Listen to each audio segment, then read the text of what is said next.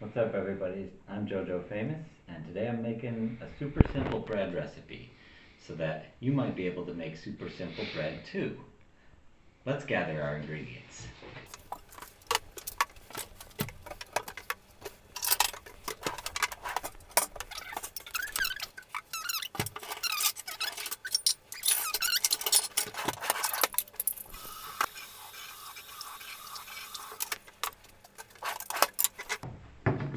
Now I've got everything in front of me to get the dough ready.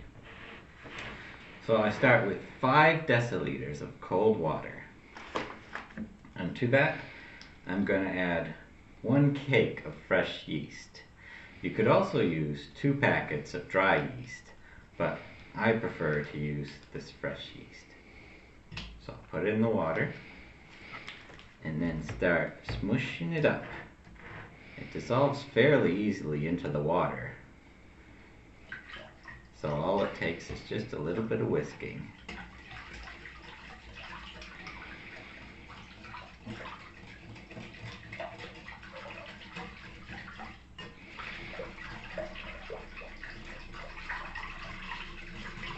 And I just whisk until there's no more evidence of any yeast cake.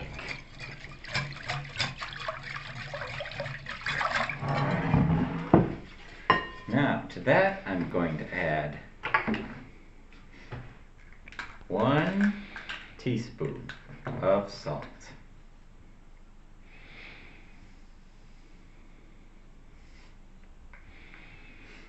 Salt provides flavor to bread and also acts to control the yeast.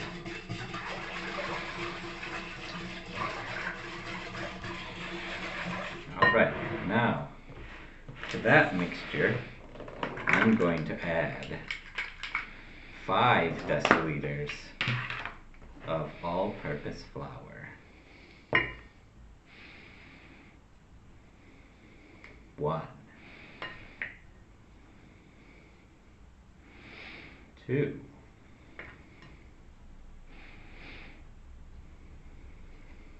3, 4, 5. Maybe you want to say what is all-purpose flour? What does it mean? I don't want to say that. Now, a professional chef one time told me that it may be a little bit silly, but counting out loud helps, so you don't lose count and have to start over or ruin your recipe. Now, I just mix the flour into the yeast mixture until it looks something like a batter. Now that I've got that, I will add 2 tablespoons of oil.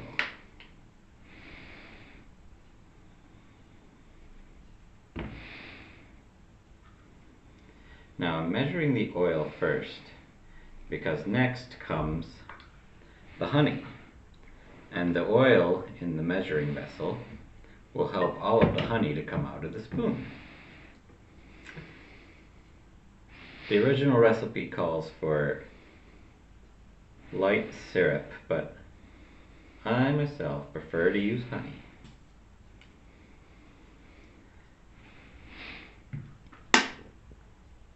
And that's 1 teaspoon of that. Honey or syrup, whatever you'd like to use.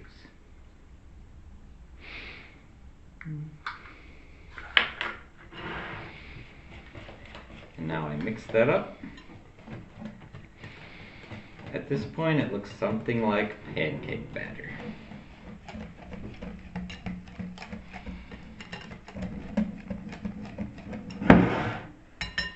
And at this point, I'm going to get rid of this whisk.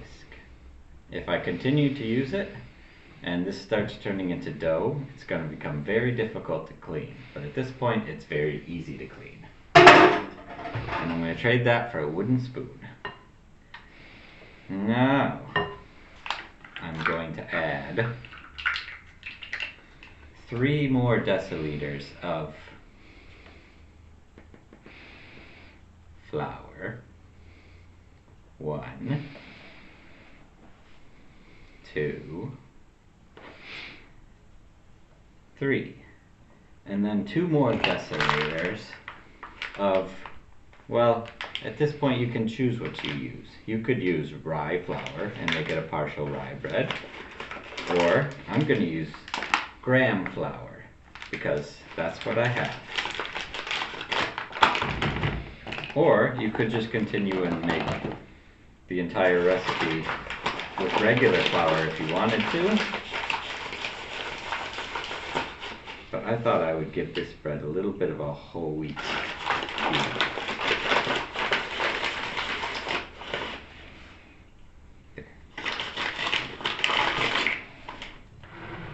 Now, I'll mix that up until it becomes a dough ball.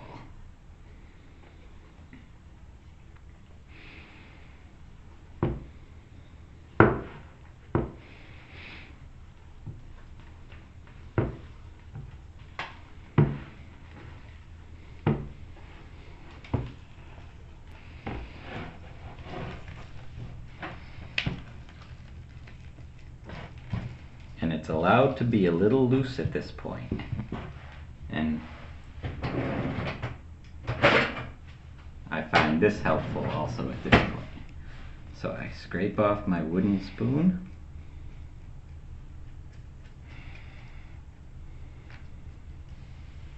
Scrape down the edges of my bowl.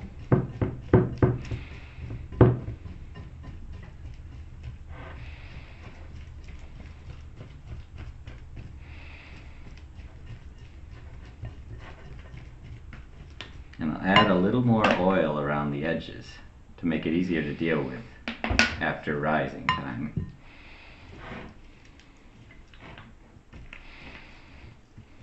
Just poking it a little bit so that the oil gets underneath.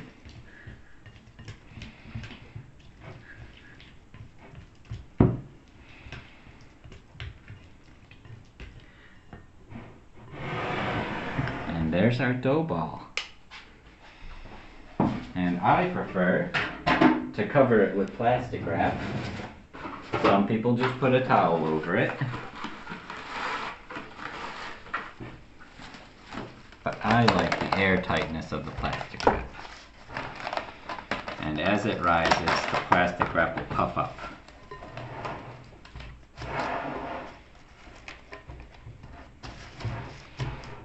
But we'll give that an hour and then we'll be back.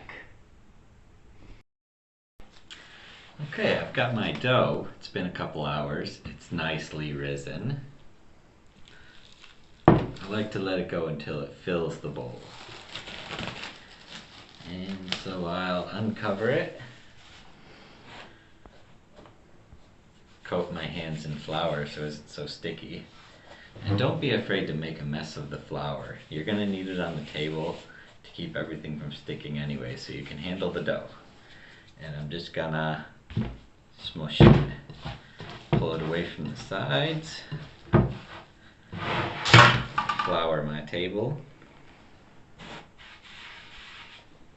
and onto the table it goes.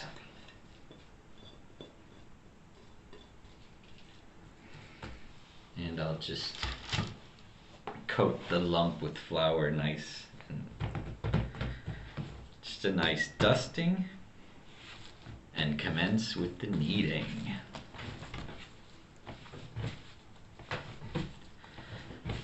Now there's a lot of different things that you can do with this dough recipe if you're creative.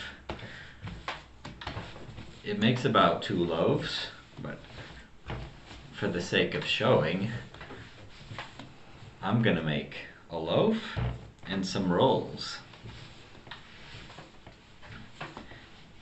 And I will write out this recipe and procedure in the description for anyone who wants to copy it down and give this a try. I'm not sure about this kneading technique. This is just my technique. I roll it around. Other people have different techniques, but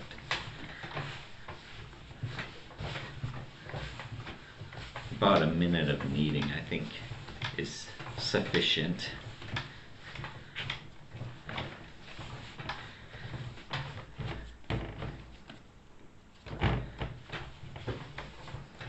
Developing the gluten strands, making them tougher and giving the bread structure.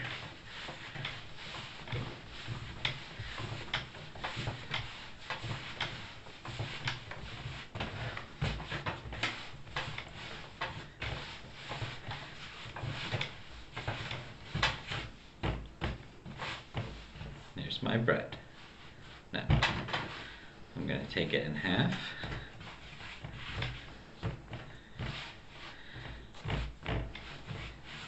And this is going to be my loaf half.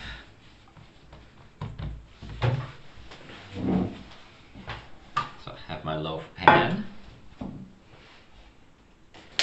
Just a little bit of oil.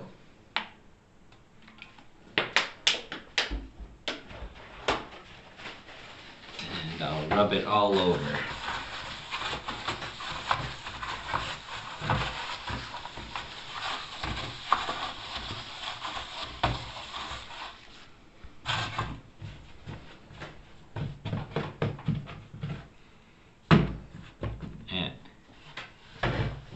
Then I'll give this a chance to rise again a little bit. Now, for my rolls, I'll just break it up into little balls.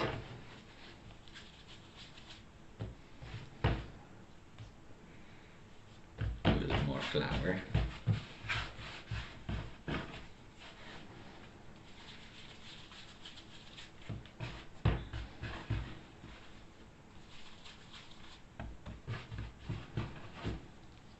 So I think 6 rolls will be enough.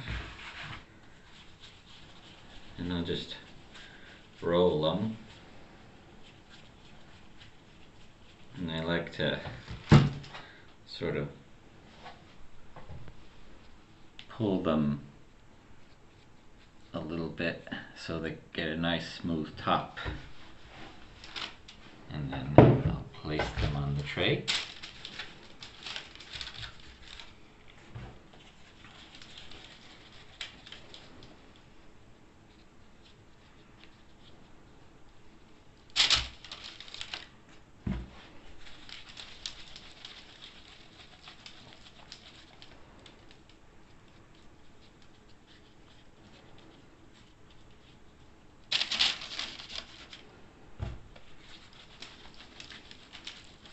If you wanted to, you could do your rolls in a muffin tin also. You just oil it the same way I did the bread pan. And it just makes little muffin shaped rolls.